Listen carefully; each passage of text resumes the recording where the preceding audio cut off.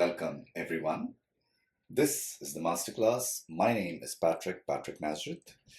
I have around 30 years of teaching experience, and I'm here to help you with your doubts if you have any.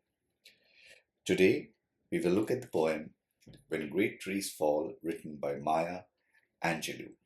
Maya Angelou was born on April the 4th, 1928. She died comparatively recently on May the 20th, 2014, which makes her a poet of our times. When she was 8 years old, she was subjected to physical abuse and raped. Her attacker was identified by her and subsequently killed by her uncles. This incident traumatized her so much that she blamed herself for his death, and as a result, she refused to speak for 5 years. She was a civil rights activist. She was good friends with both Malcolm X and Martin Luther King. And she has the honor of reciting a poem at President Clinton's inauguration, the first poet after Robert Frost to do so. When great trees fall, rocks on distant hills shudder. Lions hunker down in tall grasses, and even elephants lumber after safety. The poet here is telling us that when trees which are old, which have grown massively, for whatever reason, they die, and when they fall, they shake the earth. And it shakes so badly that even animals like lions, who are very, very brave, will try and hide away from the sound. Elephants, these big, huge creatures, will run away and look for a safe place to be. When great trees fall in forests, small things recoil into silence, their senses eroded beyond fear. So we have seen the effect of a tree falling on a lion as well as an elephant, big animals, fearsome animals. What about the small ones? What about the smaller animals like, say, a squirrel? The poet suggests that they get so frightened that they are dumbstruck, they cannot speak, they cannot say anything at all. When great souls die, the air around us becomes light, rare, sterile. We breathe briefly, our eyes briefly see with a hurtful clarity. The poet now says that somebody who is a good person, a great person, a person whom a lot of people look up to as a leader, a visionary, that sort of person dies. They leave an emptiness behind. The very air that we breathe for sustenance seems to be empty. It seems to be not sustaining us as before, because while they were living, we looked up to them, we needed them as much as we need the air that we breathe. We begin to see with a great clarity, we begin to see with sharpness, we begin to realize what we have lost with the passing of this good person, this person who had visions for us, this person who wanted to change the world and make it a better place for us.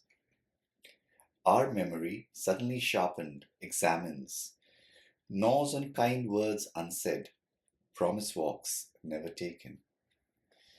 Here the poet speaks intimately of somebody that she knows who is a great person who has passed away, though she regrets not saying the words that she could have said, not speaking to him when she could, not going with him, not simply being with him when she could. And now that person is dead, and she can no longer speak with him or spend any time with him.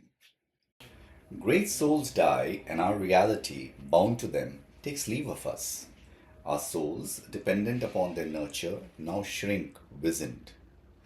Our minds, formed and informed by their radiance, fall away. A person has died. A great person has died. A good soul has died. And what has happened to the people that have been left behind? We, the people who know that person, the people who have heard of that person, who have heard of his thoughts, we find that we have shrunk. Shrunk in what way? We have become less spiritual. We have become less intellectual. Because being in the presence of that person listening to his words, enables us to grow more than we would have been able to on our own.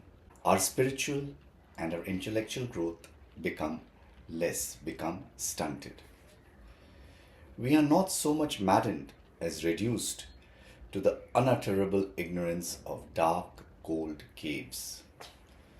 The poet says it doesn't mean that when somebody dies we go mad. It's not that. It's simply that we go back. We go back to being cavemen. As an example, you could say that we are living in houses with electricity. Suppose someday the electricity is simply taken away from you. You're forced to live in the dark. How would you feel? So it is like that when a great soul dies. From living with light, with beauty, suddenly we are thrust back into darkness. And when great souls die, after a period, peace blooms, slowly and always irregularly. Spaces fill with a kind of soothing electric vibration. After the death of this individual, we have to heal. Time moves on and we begin to heal. There is no limit or a set time for you to heal and move on from a loss. It takes time, but you will. You could compare it to a flower growing. A plant grows slowly, slowly until it finally blooms. Peace returns to you like that. The spaces we were talking about, an empty space that they have left behind because they intellectually, they spiritually nourished us. They grow again because we remember those people. We remember the thoughts they left behind. Our senses restored, never to be the same, whisper to us. They existed. They existed. We can be and be better, for they existed. So now we have healed. We have realized that this individual is dead. He has moved on. She has moved on. And there is an empty place in our lives that can never be filled. So we heal. We come back to full wakefulness. All our senses are restored to us. And that is the time we realize that everything is not the same as it was before. Everything has changed because such a person existed. We heard about them, we read about them, we heard their thoughts. And because we have heard their thoughts, because we have understood what they wanted to teach us, we became better. Not just because we could become better, but we became better as a direct cause and effect of their existence. The themes that run through this poem then. Firstly, the impact of loss on all of us. How deeply we feel it, how empty it leaves a space in our hearts, in our lives, and how do we deal with it. The poet has walked us through the imagery of a tree falling, and she has compared it to how the falling tree disturbs every person in the forest, from the biggest to the smallest. Similarly, the loss of somebody, how it disturbs our entire existence, our entire lives.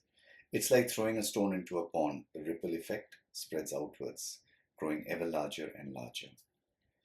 And of course, the influence of these great individuals, personages who have died in our lifetimes, but who have left a legacy that we can aspire, that we can be always better and better and make this world of ours a better place. That's the lesson then. I do hope you have enjoyed it. If you have, please remember to like, subscribe, and share. Remember, there may be others out there who will need our help. Thank you for watching.